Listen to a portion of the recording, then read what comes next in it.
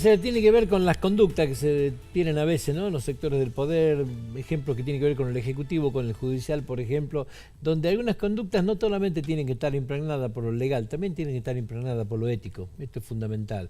Y a veces esto pasa. Hemos criticado muchas veces, por ejemplo, en el gobierno anterior, el mal uso de los bienes del Estado, donde de repente veíamos que la presidenta se hacía llevar los diarios a Santa Cruz con los aviones oficiales, donde de repente veíamos el uso de los hijos de la señora presidenta como máximo usando bienes del Estado para trasladarse a algún lugar. Bueno, esto que hemos criticado tanto, de repente hoy volvemos a ver cuando se usan aviones oficiales para traer a la esposa o a la hija del presidente de la República de Punta del Este. ¿Tiene sentido, nos preguntábamos, tiene sentido exponerse en esto y someterse por ahí a la crítica, ¿no es cierto?, en este aspecto, cuando podría haber contratado un vuelo privado o venir en un vuelo de línea?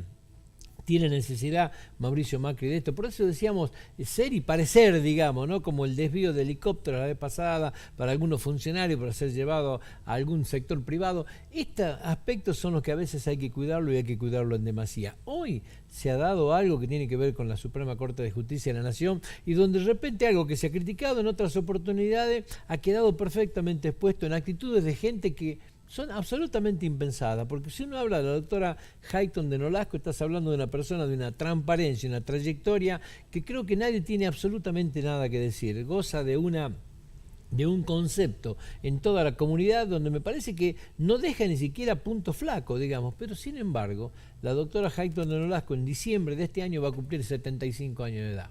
De acuerdo a lo que marca la Constitución modificada en el año 1994, a los 75 años de edad tienen que jubilarse, digamos, ¿sí? Esta discusión se ha planteado con el doctor Fahid hace no mucho tiempo. El doctor Fahid ha fallecido en el año 2016, pero se ha planteado con la jubilación del doctor Fahid, que llegó a estar en la Corte hasta los 91 años. ¿Qué es lo que pasaba?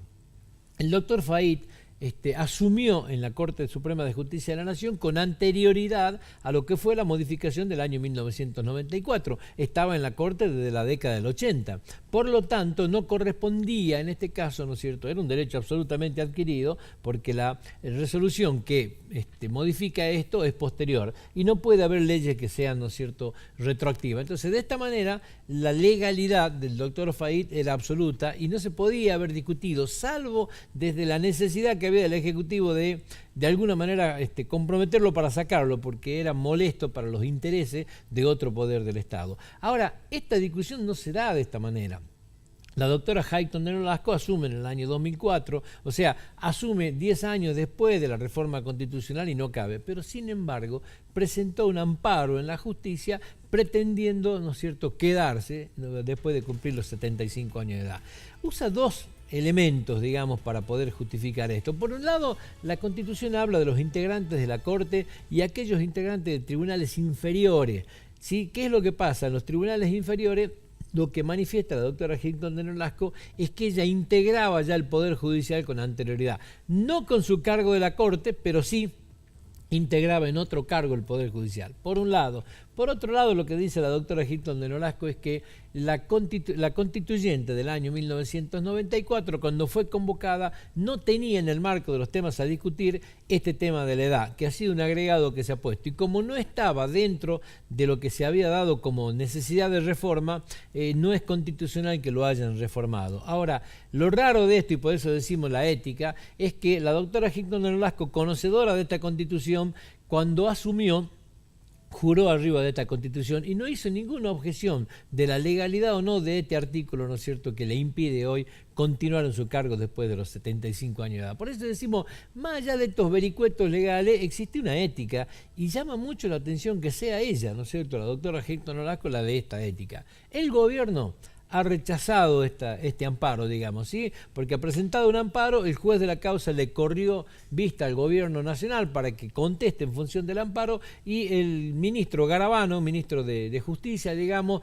ha rechazado el amparo. O sea, el gobierno nacional en el día de ayer se ha opuesto a esta continuidad de la doctora Hayton de Nolasco, con argumentos que están expresados en 11 carillas, donde entiende de que no corresponde esta interpretación legal, por lo tanto no sería jurídicamente lícito que la doctora Gilton Nolasco continúe en la Suprema Corte. Si usted se pone a ver, hasta hay en el fondo, ¿no es cierto?, por un lado una necesidad de nombrar una persona más, ya ha nombrado, ¿no es cierto?, a dos titulares en la Corte este actual gobierno, pero por otro lado se viene una gran discusión, porque después de diciembre del año 2017, en el año 2018 va a cumplir 75 años el actual presidente Lorenzetti, y acá hay un vericueto político bastante grande, por cierto, porque es atacado permanentemente por Lilita Carrió, socia política, ¿no es cierto?, del PRO, donde de repente se puede llegar a generar un estallido bastante grande si el gobierno también pretende amparar para que Lorenzetti continúe después de los 75 años. La Corte entra en un debate de esta naturaleza, que no tendría que serlo. Por eso digo,